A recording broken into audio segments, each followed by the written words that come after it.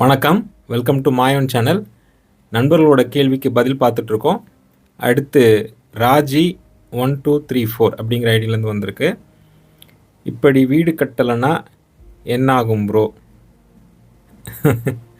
Okay okay okay கழிவறை வாஸ்து shorts பார்த்துட்டு கேட்டிருக்காங்க. ஓகே, அதில் வந்து கழிவறை எப்படி வைக்கிறது அப்படின்னு சொல்லியிருந்தேன்.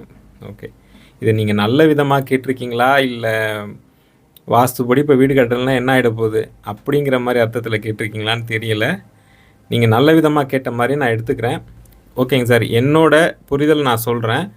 உங்களுக்கு சரின்னு பட்டால் எடுத்துக்குங்க. என்னோடய ஒப்பீனியன் சொல்கிறேன். இப்போ மனிதனோட வாழ்க்கையில் பார்த்தீங்கன்னா, ஒரு முயற்சி பண்ணுறீங்க, ஒரு விஷயம் பண்ணுறீங்க, முயற்சி பண்ணுறீங்க, அதுக்கான பலன் நல்லபடியாக வருது. கரெக்டுங்களா? இப்போ ஸ்கூல் டைம்லேருந்து காலேஜ் டைம் வரைக்கும் படிக்கிறீங்க, எஃபோர்ட் போட்டு படிக்கிறீங்க, நல்லபடியாக ரிசல்ட் வருது. நீங்கள் என்ன எஃபோர்ட் போட்டிங்களோ அதே ரிசல்ட் வருது. ஓகே, அதுக்கப்புறம் வேலைக்கு போகிறீங்க, இல்லை பிஸ்னஸ் பண்ணுறீங்க, மேரேஜ் பண்ணுறீங்க, நீங்கள் எஃபோர்ட் போடுறீங்க, எல்லா விஷயத்தையும் பார்த்து பார்த்து நம்மளுக்கு சரியாக வரணும்னு நினச்சி தான் பண்ணுறீங்க. பண்ணும்போது ரிசல்ட் நல்லபடியாக வருது. நல்லபடியாக வந்துக்கிட்டு இருக்க வரைக்கும் உங்கள் மேலே நீங்கள் வச்சுருக்கிற நம்பிக்கை அதிகமாக இருக்கும், அளவுக்கு அதிகமாக இருக்கும். ஓகேங்களா? அப்போ என்ன ஆகும்னா, நம்ம முயற்சி பண்ணுறோம், அதுக்கான நான் உழைப்பை போடுறேன், என்னோடய விஷயத்தை நான் அதுக்காக மெனக்கெட்டு சில விஷயங்கள் பண்ணுறேன், ரிசல்ட் அதனால தான் வருது. அப்போ நீங்கள் போடுற எஃபோர்ட்னால தான் எல்லாமே நடக்குது அப்படிங்கிற ஒரு எண்ணம் உங்கள் எண்ணத்துக்குள்ளே ஓடும். கரெக்டுங்களா? அப்போ என்ன ஆகும், உங்கள் மேலே நீங்கள் வச்சுருக்கிற நம்பிக்கை அதிகமாக இருக்கும், அபரிவிதமாக இருக்கும், அதிகமாக இருக்கும். எல்லாம் என்னால் தான் நடந்துட்டுருக்கு, நான் செய்கிறனால அது நடக்குது அப்படிங்கிற மாதிரி இருக்கும். இது வந்து தலகணன்னு சொல்ல முடியாது, யதார்த்தம். மனிதனுக்கு அப்படி தான் இருக்கும். அதுக்கு அடுத்த கட்டம் போகும்போது தான் அது தலகணமாக மாறும். அதுக்கு முன்னாடி வரைக்கும் உங்கள் மேலே ஒரு நம்பிக்கை இருக்கும். என்னைக்கு நம்ம எடுக்கிற முயற்சிகள் ஃபெயிலியர் ஆகுதோ, ரிசல்ட் ராங்காக வருதோ, ஒரு மடங்கு போட்ட உழைப்பு இருக்கிற இடத்துல அப்போவும் ஃபெயிலியர் ஆகுது, 10 மடங்கு உழைப்பு போடுறேன் அப்போவும் ஃபெயிலியர் ஆகுது, கடன் ஆகுது, மேலே மேலே கடன் ஆகுது, ரொம்ப மன கஷ்டத்துக்கு ஆளாகிறோம். இது மட்டும் இல்லாமல் பணப்பிரச்சனைகள் அதிகமாகிறது. அதாவது சின்ன பிரச்சனைகள் சொல்லலை, எக்ஸ்ட்ரீம் லெவல் போகிறது. கணவன் மனைவிக்குள்ளே பிரச்சனை வருது, அதுவும் சின்ன பிரச்சனை சொல்லலை. பெரிய அளவுக்கு பிரச்சனை வந்து பெரிய அளவுக்கு போகிறது, உயிரை மாய்த்துக்கலாம் அப்படிங்கிற எண்ணம் உருவாகிறது, அப்படி பண்ணிக்கிறது, பிறக்கும்போதே சில கஷ்டங்கள் கொடுக்கறது வர்றது, அந்த மாதிரி. அதாவது எக்ஸ்ட்ரீம் சொல்கிறேன், அது வலிக்கிறவங்களுக்கு தான் தெரியும். வலி இல்லாதவங்களுக்கு, பிரச்சனை இல்லாதவங்களுக்கு அது புரியாது. வலி எப்படி இருக்குன்றது அனுபவிக்கிறவங்களுக்கு தான் தெரியும். அந்த வலி எக்ஸ்ட்ரீமாக போகும்போது அப்போ தான் வந்து உங்களுக்கு நம்ம செய்கிற முயற்சியில் மட்டும் எல்லா விஷயமும் நடந்துடல, அது நம்ம வந்து எஃபர்ட் தான் போடுறோம், ரிசல்ட் கொடுக்கறது வேறு யாரோ கொடுக்குறாங்க போல இருக்குது, நமக்கு மேலே ஒரு சக்தி இருக்குது போல இருக்குது, ஒரு எனர்ஜி இருக்குது போல இருக்குது அப்படின்னு உங்களுக்கு ஒரு டவுட் வரும். அது கஷ்டம் வரும்போது தான் வரும், நல்லா இருக்கும்போது அவ்வளோ சீக்கிரம் அது வராது. இப்போ கஷ்டங்கள் தாங்கிக்க முடியாத அளவுக்கு போகும்போது, எக்ஸ்ட்ரீம் லெவல் போகுது, இல்லை நம்மளால் இங்கே வாழவே முடியல, இந்த வாழ்க்கையே வேண்டாம் அப்படிங்கிற எண்ணத்தை உருவாக்கும். அந்த கஷ்டங்கள் அதிகமாக போகும்போது அந்த எண்ணத்தை உருவாக்கும். அப்போ தான் வந்து இறைவன் மேலே நம்பிக்கை வர ஆரம்பிக்கும், இறைவனை தேட ஆரம்பிப்போம், வாஸ்து மேலே நம்பிக்கை வரும், நம்மளை மீறின சில விஷயங்களை தேட ஆரம்பிப்போம். சரிங்களா?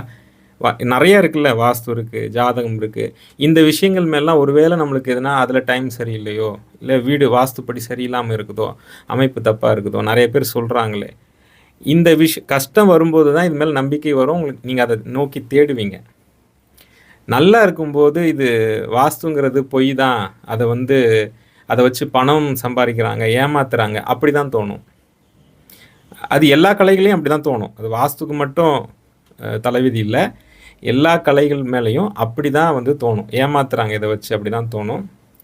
தெரிஞ்சுக்கிட்டு அப்புறமா புரிஞ்சுக்கிட்டிங்கன்னா அது உங்களுக்கு புரிஞ்சிடும், எளிமையாக புரிஞ்சிடும்.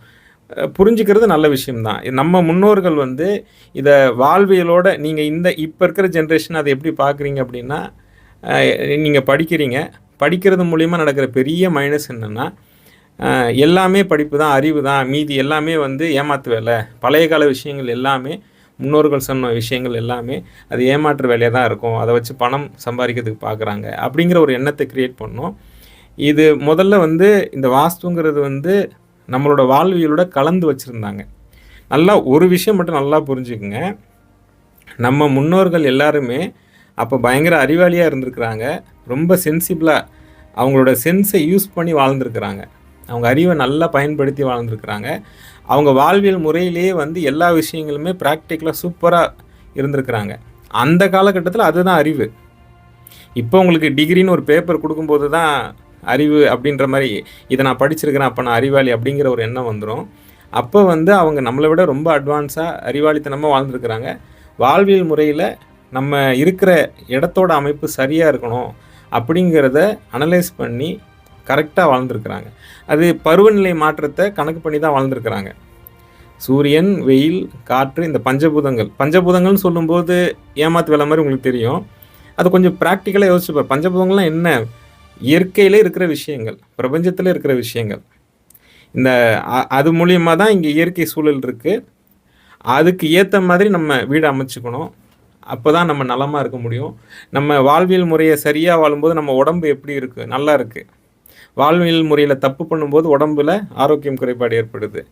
அப்போ உடலும் மனமும் தான் விஷயம். அந்த 2 விஷயத்தையும் சரியாக வச்சுக்கிறதுக்கு நம்ம வாழ்வியல் முறையில் இந்த மாதிரி நம்ம வாழணும் அப்படின்னு சொல்கிற மாதிரி, நம்ம இருக்கிற வீடும் அதுக்கு ஏற்ற மாதிரி சூழலில் அமைச்சுக்கணும் அப்படின்னு சொல்கிறது தான் வாஸ்து. சிம்பிள், அவ்வளோதான். அது தெரிஞ்சுக்கிறது ரொம்ப சிம்பிள் தான். நம்ம வீடியோஸ் வந்து பார்ட் 1லேருந்து பார்ட் 30 வரைக்கும் போட்டிருக்கேன். அதில் அவ்வளோ வீடியோ பார்க்க முடியாதவங்க பார்ட் 30 மட்டுமாச்சும் பாருங்கள். அதுலேயே வந்து வாஸ்துப்படி அமைச்சிக்கிறது எவ்வளோ சிம்பிள் அப்படிங்கிறத அதிலே சொல்லி அவ்வளோ தெரிஞ்சுக்கிட்டா போதும். அதுக்கு மேலெலாம் தெரிஞ்சிக்க வேண்டாம். இன்னும் சிம்பிளாக சொல்லணுன்னா ரொம்ப சிம்பிள் சார். நம்ம மனித உடல் இறைவன் நம்மளை உருவாக்கி வெளியில் அனுப்புகிறாங்க. கரெக்டுங்களா?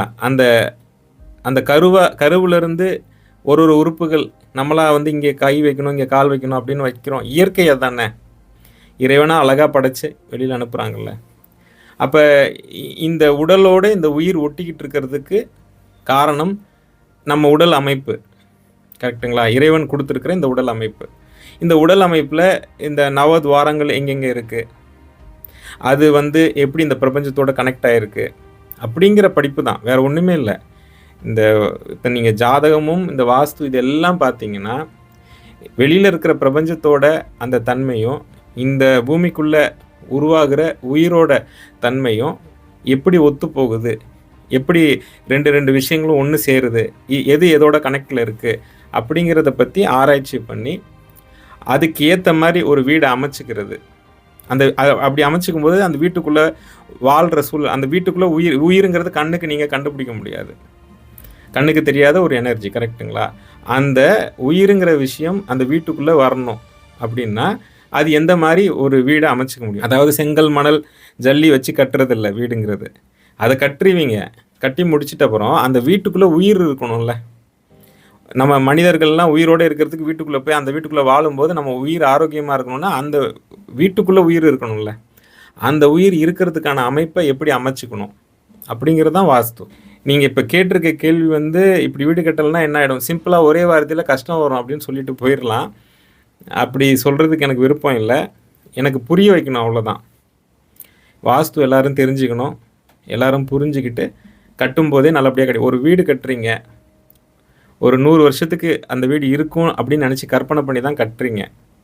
அந்த வீட்டில் ஒரு 3-4 ஜென்ரேஷன் உங்களோட பரம்பரை அங்கே வாழ்கிற மாதிரி நினச்சி கட்டுறீங்க. இல்லை நீங்கள் அதுக்கு மேலே டெவலப் ஆகி போகும்போது அந்த வீடை விற்றுட்டு அதை விட பெரிய வீடு வாங்கிட்டு போகிறீங்க.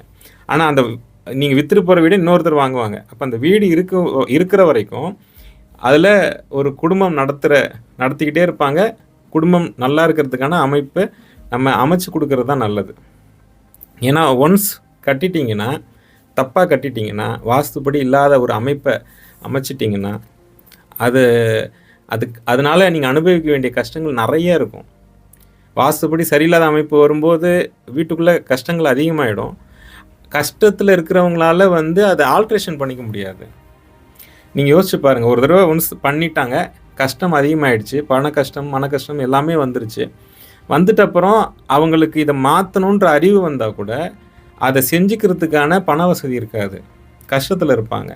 அப்போ திரும்பியும் அதே கஷ்டத்தில் இருந்து திருப்பியும் அது அனுபவிக்கிறவங்களுக்கு தான் தெரியும். அது தாங்கிக்கவே முடியாது, எக்ஸ்ட்ரீம் லெவலில் போகும். நம்ம இந்த வாழ்க்கையே வேண்டாம், இந்த ஜென்மமே வேண்டாம், நம்ம உயிரையே மாற்றிக்கலாம், என்ன இவ்வளோ கஷ்டம் வருது அப்படிங்கிற ஒரு எண்ணத்துக்கு போயிடும். அது தெரியாமல் புரியாமல் ஆரம்பத்தில் பண்ணுற ஒரு சின்ன மிஸ்டேக்னால வர ஒரு விஷயம். சரிங்களா? அது என்ன கேட்குறேன், நான் பெருசாக என்ன கேட்குறேன், நான் வந்து அதை நீங்கள் தெரிஞ்சுக்குங்க, கட்டும்போதே நல்லபடியாக கட்டிக்குங்க. ஓகேங்களா? அவ்வளோதான் நான் கேட்குறேன், வேறு ஒன்றும் இல்லை. புரிஞ்சுக்கிட்டு தெரிஞ்சுக்கிட்டு கட்டிக்குங்க. கட்டும்போதே நல்லா கட்டிட்டிங்கன்னா எத்தனை ஜென்ரேஷன் ஆனாலும் எத்தனை வருஷம் ஆனாலும் அந்த வீட்டுக்குள்ளே வரவங்க நல்லபடியாக இருப்பாங்க. வீட்டுக்குள்ளே வந்துட்டு வளர்ச்சி அடைஞ்சு அடுத்த கட்டத்துக்கு போவாங்க. ஓகேங்களா? ஒருவேளை கஷ்டகாலங்களை கூட தாங்கிக்கிற அளவுக்கு மனப்பக்குவத்தை அந்த வாஸ்துப்படி இருக்கிற வீடு கொடுக்கும். உயிரை மாற்றிக்க விடாது. எவ்வளோ பெரிய கஷ்டம், ஏன்னா கஷ்டம் சந்தோஷம் மாறி மாறி வர்றது தான் வாழ்க்கை. சரியில்லாத டைமில் கூட இந்த வாஸ்துப்படி இருக்கிற வீடு என்ன பண்ணணுன்னா உங்களுக்கு அந்த மனப்பக்குவத்தை கொடுக்கும். சண்டை வரும், அந்த சண்டையை அப்படியே சால்வ் ஆகும். அதுதான் அந்த வாஸ்துப்படி இருக்கிற வீடு பண்ணும் கஷ்ட காலங்களில். அந்த கஷ்டத்தை தீர்க்கறதுக்கு உங்களுக்கு ரெமெடி கொடுத்துக்கிட்டே இருக்கும். கஷ்டம் வரும், திருப்பி சரி பண்ணும். அதுதான் அதில் இருக்கிற பெரிய ப்ளஸ். அது வந்து இறைவனோட சப்போர்ட்டோடு தான் அது நடக்குது, இல்லைனா அது நடக்க முடியாது. இறைவனோட சப்போர்ட்டோட தான் அந்த விஷயம் நடக்கும். வாஸ்துப்படி இருக்கிற வீட்டோட அருமை என்னென்னா, கஷ்ட காலங்களில் கூட அதை சரி பண்ணுறதுக்கு ஓவர் கம் பண்ணும், திருப்பி சரி பண்ணும். நீங்கள் உங்களுக்கு வர கஷ்டத்தை அடுத்தடுத்த நாள் திருப்பி தீர்க்கும், சமாளித்து வெளியில் வந்துடுவீங்க. ஆனால் வாஸ்து சரியில்லாத வீட்டில் இருக்கும்போது கஷ்டம் வரும்போது தாங்கிக்க முடியாது, தவறான முடிவுகளை எடுத்துகிற அளவுக்கு தூண்டி விட்டுரும். அதுதான் அதில் இருக்கிற பிரச்சனை. ஏன்னா நீங்கள் இருக்கிற சூழல் தவறாக இருக்குல்ல, அந்த வீடு தவறாக இருந்ததுன்னா அந்த வீட்டுக்குள்ளே இருக்கிற எனர்ஜி வந்து நெகட்டிவ் ஆகிடும். பிராணன் நெகட்டிவ் பிராணனாக இருக்கும். அப்போ ஆட்டோமேட்டிக்காக உங்களோட மனம் கெட்டு போயிடும், உடம்பும் கெட்டு போயிடும், மனமும் கெட்டு போயிடும். அதனால தான் சொல்கிறது, அதனால் ஒன்ஸ் கட்டுறீங்க, வாழ்க்கையில் நல்லா வரணும்னு நினச்சி தான் கட்டுறீங்க. இப்போ நல்லா வரணும்னு நினச்சி கட்டும்போது வாஸ்துப்படி அழகாக அமைச்சிக்குங்க. அதனால் கொஞ்சம் புரிஞ்சுக்குங்க சார், நல்லபடியாக கட்டிக்கிங்க. அதுதான் விஷயம், வேறு வேண்டுகோள் இல்லை, அதான் வேண்டுகோள். நல்லபடியாக அமைக்கும் போதே நல்லபடியாக அமைச்சிக்குங்க. நன்றி, வணக்கம்.